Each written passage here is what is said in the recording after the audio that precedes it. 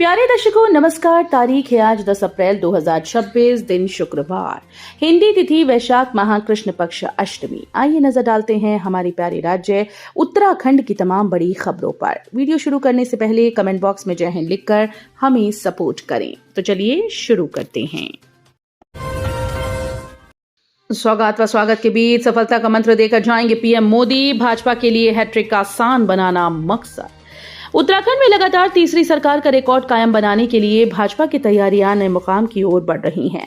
गृह मंत्री अमित शाह और रक्षा मंत्री राजनाथ सिंह ने चुनावी माहौल को यहां जो ऊंचाइयां दी उन्हें बुलंदी तक पहुंचाने के लिए प्रधानमंत्री नरेंद्र मोदी सफलता का मंत्र देकर जाएंगे। भाजपा ने उनके स्वागत की भव्य तैयारी की है। पीएम मोदी की 14 अप्रैल को हेलीकॉप्टर से गणेशपुर स्थित हेलीपैड पर पहुंचेंगे। वहां से एशिया के सबसे लंबे एलिवेटेड वाइल्ड लाइफ कॉरिडोर से होते हुए उनका काफिला डाटकाली मंदिर तक पहुंचेगा। वो उत्तराखंड को यहां इस एक्सप्रेसवे समेत करोड़ों की सौगात देंगी। अप्रैल में दिसंबर जैसी ठंड, पहाड़ों में 1 डिग्री पहुंचा पारा, आगे कितने दिन चेतावनी। उत्तराखंड के पहाड़ों से लेकर मैदान में मौसम ने हैरान कर दिया। लगातार बारिश और बर्फबारी ने ऐसा यू टर्न लिया कि तापमान 1 डिग्री तक पहुंच गया। मौसम विभाग ने 13 अप्रैल तक चेतावनी दी है। मौसम वैज्ञानिकों के अनुसार 9 अप्रैल से 13 अप्रैल तक उत्तराखंड के पर्वतीय जिलों उत्तरकाशी, रुद्रप्रयाग, चमोली, बागेश्वर, पिथौरागढ़ के कुछ स्थानों पर हल्की से मध्यम बारिश और गर्जन की संभावना है। नैनीताल समेत अन्य पर्वतीय हिस्सों में हल्की बूंदाबांदी की संभावना है। 3000 मीटर से अधिक ऊंचाई वाले क्षेत्रों में बर्फबारी हो सकती है। 13 अप्रैल के बाद मौसम सामान्य रहेगा। उद्घाटन से पहले ही बजरंग सेतु के फुटपाथ पर लगा कांच टूटा। गुणवत्ता पर क्षेत्रीय लोगों ने उठाया सवाल। टिहरी और पौड़ी जनपद की सीमा को जोड़ने वाले निर्माणाधीन बजरंग सेतु के फुटपाथ पर लगा कांच एक बार फिर से टूट गया। फुटपाथ पर लगे कांच में जगह जगह दरारें आ गईं। कांच टूटने पर फुटपाथ वाले दोनों किनारों से आवाजाही रोक दी गई। ये पहली घटना नहीं है जब फुटपाथ का कांच टूटा हो। इससे पहले भी 2 बार फुटपाथ का कांच इसी तरह से क्षतिग्रस्त हो चुका है, जिसे निर्माणाधीन कंपनी ने बदलवा दिया था। लेकिन अब इसकी गुणवत्ता पर सवाल उठने लगे हैं। न्यूज रीडिंग प्रतियोगिता में राज्यपाल ने भरा जोश। विजेताओं से कहा, अब नई जिम्मेदारी की है शुरुआत। राज्यपाल ने अपने प्रेरक शब्दों से कार्यक्रम के उत्साह को और ऊंचाई दी। उनके मार्गदर्शक और ऊर्जावान वक्तव्य को सुनकर खचाखच भरा सभागार कई बार तालियों से गूंज उठा। कार्यक्रम में उपस्थित लोगों का उत्साह इस आयोजन की सफलता को स्वयं बयां कर रहा था। हर कोई उनके भाषण को ध्यानपूर्वक सुन रहा था। उन्होंने अपने जीवन के अनुभव साझा करते हुए पढ़ने की आदत के महत्व पर प्रकाश डाला, जो श्रोताओं को काफी प्रेरित कर गया। 2 मुख्यमंत्रियों ने की घोषणा, फिर भी नहीं बनी सड़क। फाइल लोनीवी व वन विभाग में चक्कर लगा रही।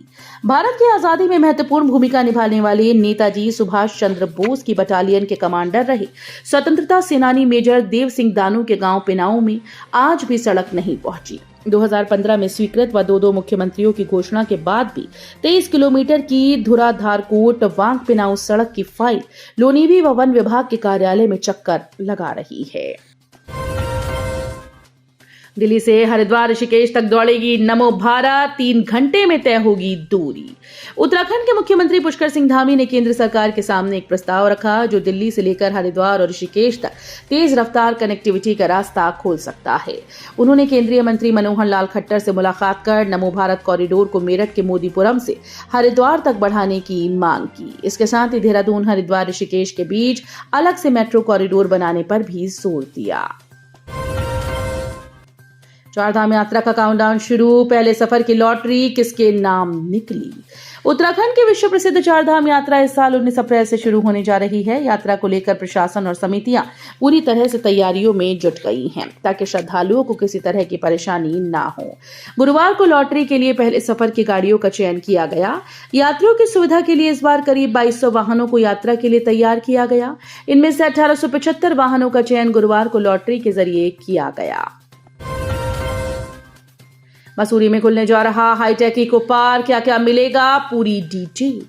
पहाड़ों की रानी मसूरी में जल्द ही पर्यटकों को एक नया आकर्षण मिलने जा रहा है। हुसैनगंज क्षेत्र में लगभग 15.5 एकड़ भूमि पर प्रस्तावित हाईटेक इको पार्क का निर्माण कार्य जल्द शुरू होने वाला है। मसूरी देहरादून विकास प्राधिकरण द्वारा इस परियोजना के टेंडर शीघ्र जारी किए जाएंगे।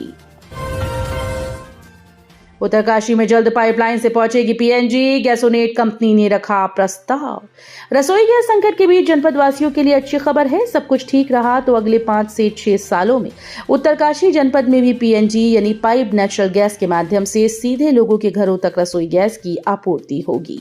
इसके लिए गैसोनेट कंपनी ने जिला प्रशासन व पूर्ति विभाग के समक्ष पीएनजी आपूर्ति के लिए लिखित प्रस्ताव रखा। साथ ही इसके लिए होने वाले डीकम्प्रेशन यूनिट सहित सीएनजी व एलएनजी स्टेशन की स्थापना के लिए 400 से लेकर 4000 वर्ग मीटर तक सरकारी भूमि आवंटित करने की मांग की गई। वहीं यहां सीएनजी व एलएनजी के स्टेशन भी हैं। वर्तमान समय में पश्चिमी एशिया में सैन्य संघर्ष के चलते ईंधन व प्राकृतिक गैस आपूर्ति प्रभावित होने से उपभोक्ताओं को खासी परेशानी उठानी पड़ रही है। सार्वजनिक स्थानों पर शराब पीने वालों पर पुलिस का शिकंजा, 17 लोगों का कटा चालान, 4250 रुपए का लगा जुर्माना। उत्तराखंड में हरिद्वार जिले के कोतवाली रानीपुर पुलिस ने ऑपरेशन प्रहार के तहत सार्वजनिक स्थानों और ढाबों पर शराब पीने वालों के खिलाफ सख्त अभियान चलाया। कार्रवाई के दौरान 17 व्यक्तियों के विरुद्ध पुलिस अधिनियम के तहत चालान करते हुए कुल 4250 रुपए का जुर्माना वसूला गया। बेमौसमी बारिश ने तैयार गेहूं की फसल को भारी नुकसान पहुंचाया। किसानों की मेहनत पर फिरा पानी।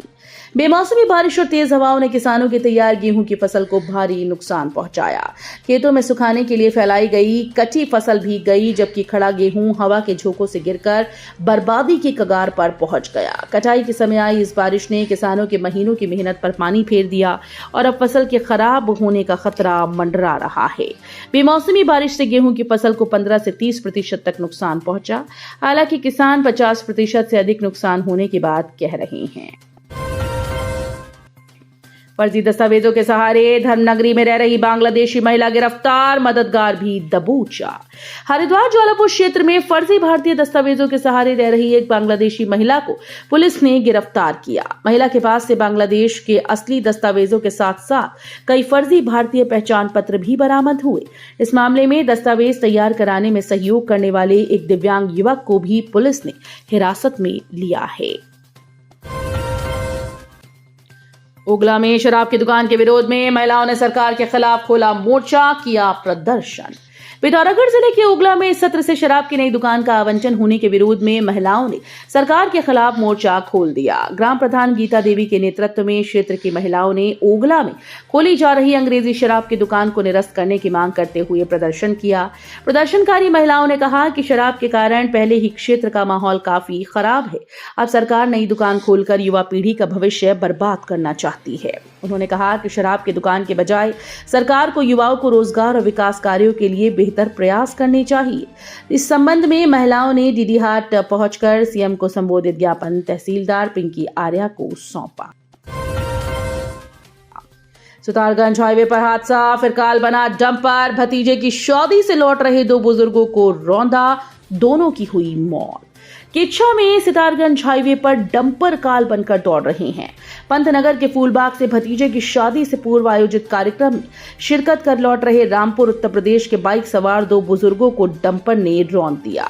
हादसे में एक बुजुर्ग की मौके पर मौत हो गई, जबकि दूसरे को एसटीएच में मृत घोषित कर दिया गया। तो ये थी उत्तराखंड की बड़ी खबरें। हम मिलेंगे अगले बुलेटिन में, तब तक के लिए धन्यवाद।